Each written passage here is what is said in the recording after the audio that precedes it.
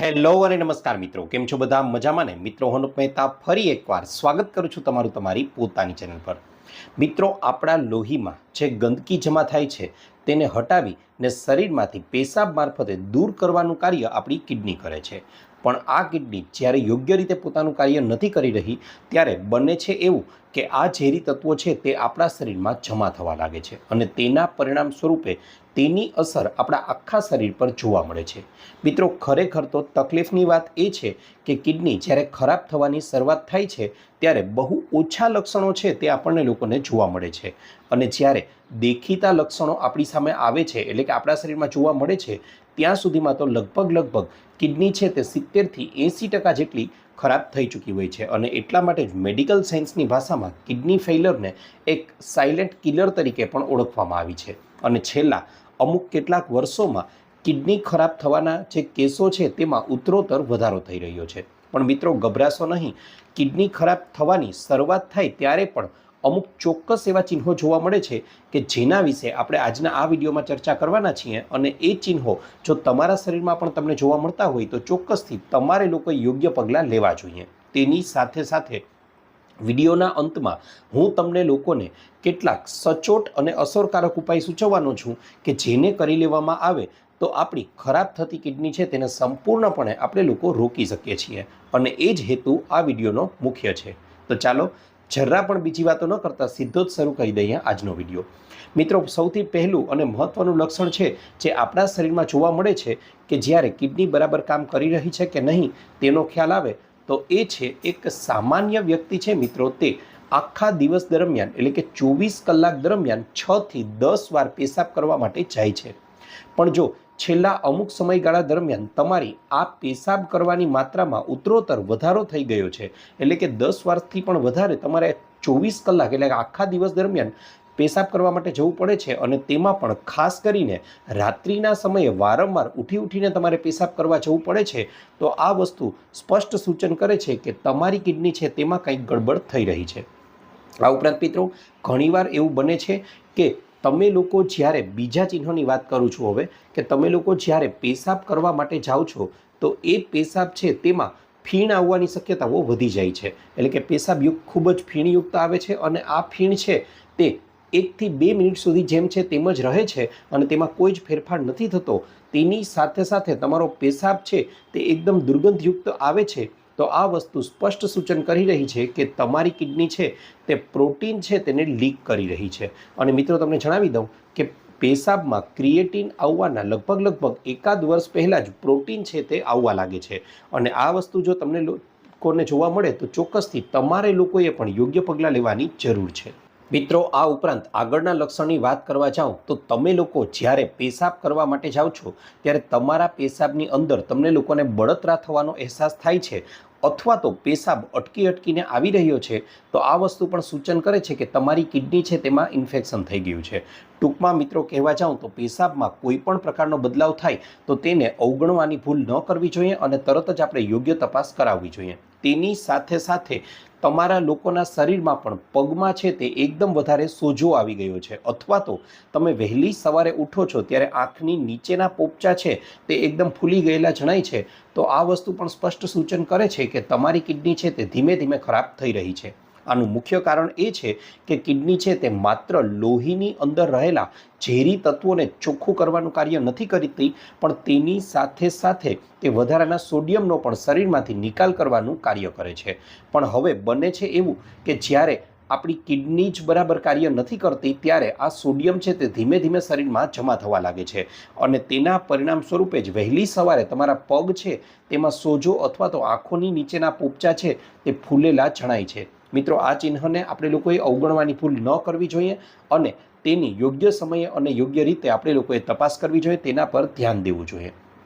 ત્યારબાદ મિત્રો, આગળના લક્ષણની વાત કરવા જાઉં તો આપણી કિડની છે તેનો આકાર લગભગ આપણી મુઠ્ઠી જેવડો રહેલો હોય છે અને તે આપણી પીઠમાં નીચેના ભાગમાં બંને બાજુએ આવેલી હોય છે। ઘણીવાર તમને લોકોને પીઠમાં પાછળના નીચેના ભાગમાં દુખાવો થતો હોય તો એ પણ સૂચન કરે છે કે તમને લોકોને કિડનીને લગતી કોઈને કોઈ સમસ્યા ઉદ્ભવી રહી છે। પરંતુ પીઠના અન્ય દુખાવોમાં પણ આ પ્રકારનો દુખાવો થાય છે પણ જ્યારે આ પ્રકારનો દુખાવો કિડનીનો હોય ત્યારે માત્ર દુખાવો નથી થતો, પરંતુ દુખાવાની સાથે સાથે તમને લોકોને એકદમ તીવ્ર તાવ આવે છે, તેની સાથે સાથે વોમિટિંગ એટલે કે ઉલટી થાય છે અને તમને લોકોને પેશાબ છે તે વારંવાર જવાની સમસ્યા વધી જાય છે. જ્યારે આવા ચિહ્નો જોવા મળે તો ચોક્કસથી આપણે સમજવું જોઈએ કે કિડનીમાં કંઈક ગડબડ ચાલી રહી છે. તેની સાથે સાથે ઘણીવાર એક બાજુએ જ તમને લોકોને દુખાવો થતો હોય તો અહીં એનો અર્થ એવો પણ થઈ શકે કે એક બાજુની કિડની છે તેમાં કંઈક તકલીફ ચાલી રહી છે. ઘણીવાર પથરીના જે દર્દીઓ હોય છે, કિડનીમાં જે લોકોને સ્ટોન થઈ જાય છે, પથરી થઈ જાય છે, તે લોકોને પણ આ પ્રકારનો દુખાવો છે તે અનુભવ થાય છે. તેની સાથે સાથે મિત્રો વાત કરવા જાઉં તો યુટીઆઈ એટલે કે યુરિનરી ટ્રેક ઇન્ફેક્શનમાં પણ આ પ્રકારનો દુખાવો છે તે તમને લોકોને જોવા મળે છે. અને એટલા માટે જ ઘણા લોકો એવું પણ કરે છે કે જ્યારે આવો દુખાવો તે લોકોના શરીરમાં જોવા મળે છે ત્યારે આ લોકો છે તે કોઈને કોઈ પ્રકારની પેઇન કિલર ખાઈ લે છે અને આ પેઇન કિલર ખાઈ અને પોતાના દુખાવાને દબાવી દેવાનું કાર્ય કરે છે. પણ મિત્રો તમને જણાવી દઉં કે મેડિકલ સાયન્સ પણ એવું માને છે કે લાંબા સમય સુધી જો પેઇન કિલર ખાવામાં આવે તો તેનાથી દુખાવો કદાચ થોડા સમય માટે તો તમારો મટી જશે, પણ લાંબા ગાળે આ પેઇન કિલરની સાઇડ ઇફેક્ટના રૂપે કિડની છે તેને વધારે ને વધારે નુકસાન થાય છે. માટે આ તકેદારી આપણે લોકોએ ચોક્કસથી રાખવી જ જોઈએ. મિત્રો ત્યાર પછીના આગળના લક્ષણની વાત કરવા જઈએ તો એ છે થાક. જી હા મિત્રો, લોહીમાં હાજર લાલ કણો જે છે કે તે ઓક્સિજનને શરીરના તમામ અવયવો સુધી પહોંચાડવાનું કાર્ય કરે છે. હવે આ ઓક્સિજન શરીરના તમામ અવયવો સુધી પહોંચે છે, તેના પરિણામ સ્વરૂપે ઉર્જા ઉત્પન્ન થાય છે અને તેનાથી જ આપણું આખું શરીર છે તે યોગ્ય કાર્યક્ષમ રીતે કાર્ય કરી શકે છે. પરંતુ જ્યારે આ લાલ કણો યોગ્ય માત્રામાં નથી ઉત્પન્ન થઈ શકતા ત્યારે ઓક્સિજન પણ શરીરના તમામ અવયવો સુધી પૂરતી માત્રામાં નથી પહોંચી શકતો અને તેના પરિણામ સ્વરૂપે થાકનો અહેસાસ થાય છે. મિત્રો હવે તમને લોકોને જણાવી દઉં કે આ લાલ કણો છે તે બનાવવા માટે એક અંતઃસ્ત્રાવની જરૂર પડે છે જેનું નામ છે EPO. હવે આ EPO અંતઃસ્ત્રાવ છે તેનું ઉત્પાદન કરવાનું મુખ્ય કાર્ય છે તે કિડની કરે છે. હવે કિડની બરાબર રીતે કાર્ય નહીં કરી શકે ત્યારે EPO અંતઃસ્ત્રાવનું ઉત્પાદન નહીં થાય અને તેના પરિણામ સ્વરૂપે લાલ કણો પણ પૂરતી માત્રામાં નહીં બને. એટલે કે જો તમે લોકો પણ આખી રાત્રિ દરમિયાન પૂરતો આરામ કરો છો, પૂરતો શરીરમાં આરામ લ્યો છો, છતાં પણ તમને લોકોને વહેલી સવારે ઉઠી કે પછી આખા દિવસ દરમિયાન વધારે માત્રામાં થાકનો અહેસાસ લાગે છે તો તમારે લોકોએ પણ એક સિમ્પલ બ્લડ ટેસ્ટ કરાવી લેવાની જરૂર છે. અને આ બ્લડ ટેસ્ટની અંદર તમારા લાલ કણો કે પછી હિમોગ્લોબિનની માત્રા છે તે ઓછી આવે તો તેનો સ્પષ્ટ સંકેત આપણે લોકોએ સમજવાની જરૂર છે અને તેની તકેદારી લેવાની પણ ખૂબ જ વધારે જરૂર વધી જાય છે. ત્યારબાદ મિત્રો આગળ વાત કરવા જાઉં તો આગળનું લક્ષણ છે ખંજવાળ. જી હા મિત્રો, કિડનીનું મુખ્ય કાર્ય છે આપણા લોહીને ચોખ્ખું કરવાનું. હવે આ કિડની બરાબર રીતે પોતાનું કાર્ય નથી કરી શકતી ત્યારે બને છે એવું કે ઝેરી તત્વો છે તે લોહીમાં ભળે છે અને તેની માત્રા વધે છે અને તેના પરિણામ સ્વરૂપે આપણી ત્વચા પર ખંજવાળ છે તે ઉત્પન્ન થાય છે. મિત્રો આ ખંજવાળ જે ઉત્પન્ન થાય છે તેના કારણે શરીરની અંદરની બાજુએ ઝેરી તત્વો છે તે વધારે ને વધારે જમા થવા લાગે છે. તેના પરિણામ સ્વરૂપે આપણે લોકો સ્કિનના ડૉક્ટર એટલે કે ડર્મેટોલોજિસ્ટને બતાવીએ છીએ, પરંતુ ડર્મેટોલોજિસ્ટ દ્વારા પણ જ્યારે ત્વચાની ખંજવાળનો કોઈ જ ઇલાજ છે તે પકડાતો નથી ત્યારે એક તે સિમ્પલ ટેસ્ટ કરાવવાનું સૂચવે છે જેનું નામ છે KFT એટલે કે કિડની ફંક્શન ટેસ્ટ અને તેના દ્વારા તેની પકડ થાય છે.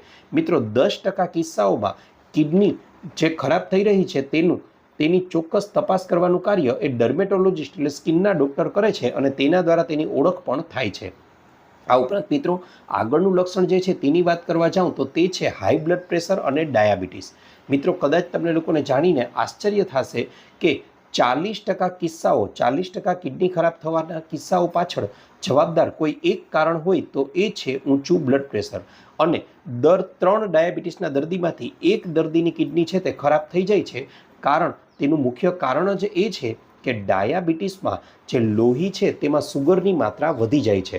હવે લોહીની અંદર ખાંડની માત્રા વધી જવાના પરિણામ સ્વરૂપે લોહી છે તે પ્રમાણમાં ઘાટું બનતું જાય છે. હવે આ ઘાટા લોહીને કિડની દ્વારા ફિલ્ટર કરવાનું કાર્ય જ્યારે થાય છે ત્યારે કિડનીની ઝીણી જે રુધિરવાહિનીઓ છે, ઝીણી નલિકાઓ છે તેમાંથી તે ઘાટું લોહી પસાર નથી થતું અથવા તો પસાર થાય છે તો તે નલિકાઓને ડેમેજ કરે છે, નુકસાન કરે છે અને તેના પરિણામ સ્વરૂપે આ નલિકાઓ ખરાબ થવા લાગે છે અને તેનાથી સમગ્ર કિડનીનું ફંક્શન છે તે યોગ્ય રીતે નથી થઈ શકતું. ત્યારબાદ મિત્રો આગળ વાત કરવા જાઉં તો જો તમારે લોકોએ પણ તમારી કિડનીને સ્વસ્થ બનાવી રાખવી છે તો ચોક્કસથી ડાયાબિટીસ અને બ્લડ પ્રેશર છે તેને સંપૂર્ણપણે તમારે લોકોએ કંટ્રોલમાં રાખવા પડશે કે જેના કેસો ઉત્તરોત્તર દિવસે ને દિવસે વધતા જાય છે।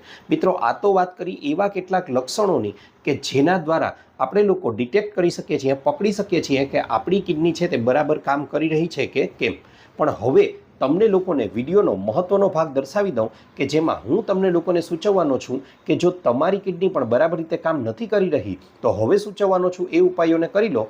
મિત્રો ગેરંટી સાથે કહું છું તમારી કિડની છે તે ફરીથી કાર્યવંતી બની જશે। મિત્રો સૌથી પહેલું અને મહત્વનો ઉપાય એ છે કે ખૂબ જ વધારે માત્રામાં પાણી પીવું જોઈએ। જી હા મિત્રો, મેં તમને અહીં પહેલું જ લક્ષણ સૂચવ્યું હતું જેમાં કહ્યું હતું કે તમારા પેશાબમાં ફીણ આવવાની સમસ્યા રહે છે। મિત્રો આ ફીણ આવવાની સમસ્યા છે તે ઘણીવાર કિડની ખરાબ થવાના કારણે નહીં પરંતુ શરીરમાં ડિહાઇડ્રેશન થવાના કારણે પણ બને છે। એટલા માટે પૂરતી અને ભરપૂર માત્રામાં પાણી પીવું ખૂબ જ વધારે જરૂરી છે અને ખાસ કરીને અત્યારે ઉનાળાની સિઝનમાં। ત્યાર પછી વાત કરવા જાઉં મિત્રો તો જો શક્ય હોય અને તમને યોગ્ય લાગે તો તમારે લોકોએ નવશેકું પાણી પીવાનો આગ્રહ રાખવો જોઈએ। ફ્રીજના ઠંડા પાણી તો નથી જ પીવાના, કોલ્ડ ડ્રિંક્સ અને આઈસ્ક્રીમ તો અવોઇડ જ કરવાની છે, પણ તેના બદલામાં થોડું હૂંફાળું નવશેકું પાણી પીવાનો આગ્રહ રાખશો તો તે ઉત્તમ માનવામાં આવેલું છે। તેની સાથે સાથે મિત્રો આગળ વાત કરવા જાઉં તો ડૉક્ટરના પ્રિસ્ક્રિપ્શન વિના એટલે કે ડૉક્ટર સૂચન ન કરે તેના સિવાય મેડિકલ સ્ટોર પરથી સીધી જ કોઈપણ પ્રકારની પેઇન કિલર કે અન્ય કોઈપણ એલોપેથીની દવાઓ લઈ અને સીધી જ ખાવાનો આગ્રહ ન રાખવો જોઈએ।